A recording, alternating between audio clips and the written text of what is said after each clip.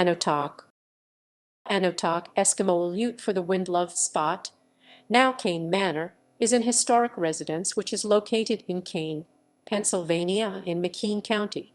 Commissioned by the author, physician, and women's rights activist Elizabeth Dennistoun Wood Kane 1836–1909, one of the first women to enroll in the Medical College of Pennsylvania and the widow of American Civil War General Thomas L. Kane 1822–1883, the home was erected in 1896 after being.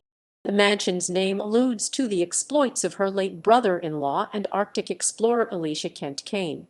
This property was listed on the National Register of Historic Places on January 7, 1986. History. After the destruction by fire of her family's home in Kane, Pennsylvania in 1896, author, physician, and women's rights activist Elizabeth Dennistoun Wood Kane, one of the first women to enroll in the Medical College of Pennsylvania, one of the most influential architecture firms in the nation at that time, Cope Stewardson completed work on the Georgian colonial revival-style mansion during 1896 and 1897. She subsequently named her new residence Anoatok in honor of the Arctic explorations of her late brother-in-law, Elisha Kent Kane. Following Elizabeth Kane's death at the mansion in 1909, ownership of the residence was awarded to her sons Evan and Thomas, the latter of whom moved out after a new home was completed for him in 1910 by Cope Stewardson. Anoatok was then converted into an inn by Evan's son, Elisha Kent Kane Roman III, during the mid-1930s, sold by the family to an outside party in 1983. In 2003, the home was sold to David Krieg of Wilcox, who then sold the property to Ben and Dr. Deborah Miller, who currently own the home and operate it as the Kane Manor Inn. Architectural features.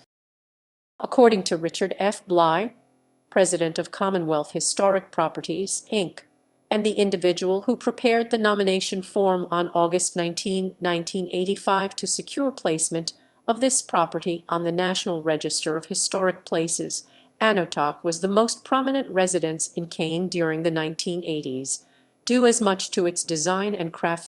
Erected in such a way that it afforded its inhabitants a spectacular view of the South Branch Kinzua Creek Valley, the residence remained virtually unaltered in its overall floor plan since being erected in 1897–97.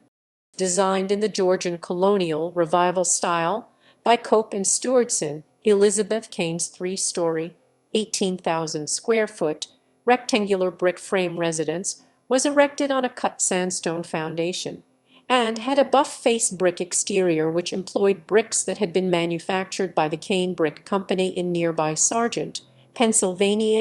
The brown shingled hip roof was built with three small dormers encasing one window each on both the eastern and western exposures, and a north-to-south running widow's walk was built on the roof's apex. The two parallel railings of turned wood balusters were painted white and ran between two solid buff brick cupolas. In addition, each of the building's exposures was adorned with a cut stone frieze, which served as the sill for all second-story windows.